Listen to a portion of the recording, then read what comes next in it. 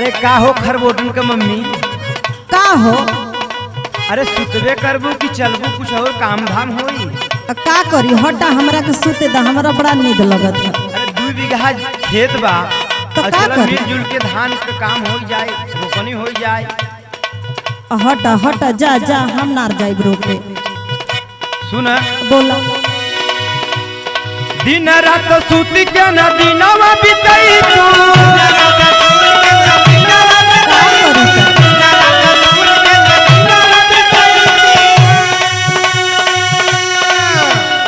खेतवा में चल के तू धनवा लगाई तू।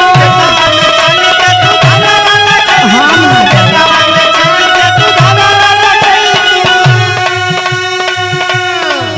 नहीं करे जाए हम रोपनिया ना। है सुन बोला कैसे गढ़ाई झूलनिया ना, झूलनिया ना होई नहीं धान के रोपनिया ना।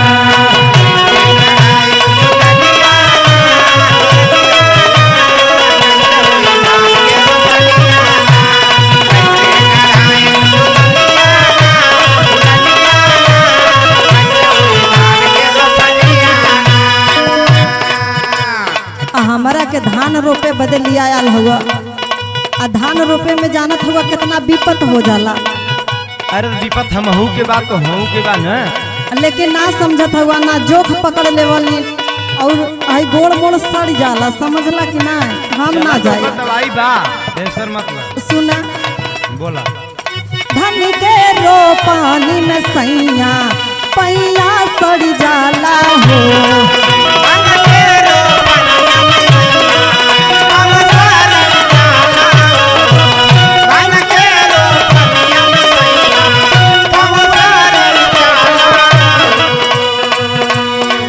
निहुरी निहुर करिया घेरिया कड़ जाला हो।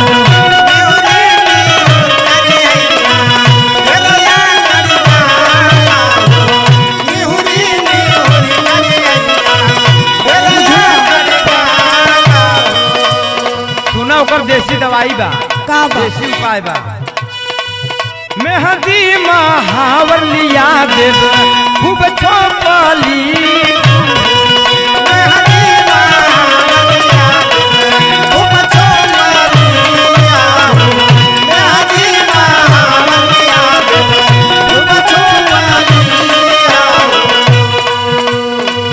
महुआला दारू बाहर भीतर पोतली।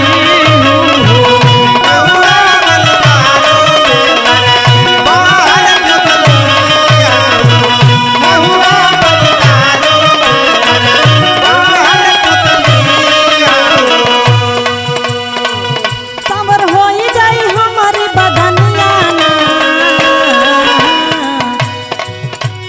कैसे गढ़ाई झूलनिया ना, झूलनिया ना होई नहीं धान के रोपनिया ना।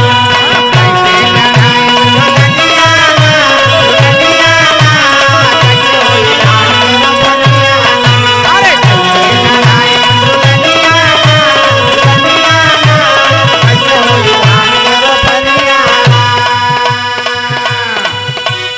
आई जवन धान लगवावत हुआ इतना पानी में, बल्कि झूरे झूरे मकई बोवा देता तो चल के बैठ के निरा दे। जौन पैसा धाने में आई जाए वो मकई में न आए, दिन भर में कौआ चिड़ै खाए गोल कई दे। तो हम बतावत ही ओकर उपाय न। सुना बोला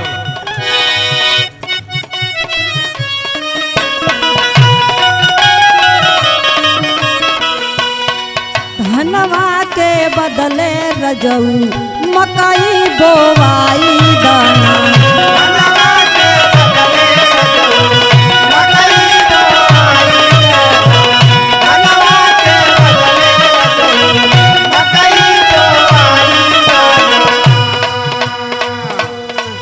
कौआ के रजऊ मड़ई लगाई दाना।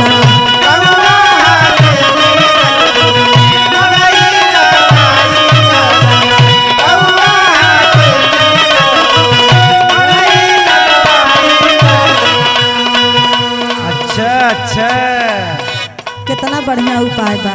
कितना बढ़िया उपाय बा। तो इ तो हमार दिमाग के आउट जाता है तोहार बात। काहे के हो? सुना बोला। कौआ के बहाने केहू से भेंट करबू का। बात एकदम बच्चों होता है। केहू से भेंट करबू का। कौआ के बहाने केहू से भेंट करबू का। जल्दी चल पानी बरसल तू लेटा करबू का। हम ना जाए।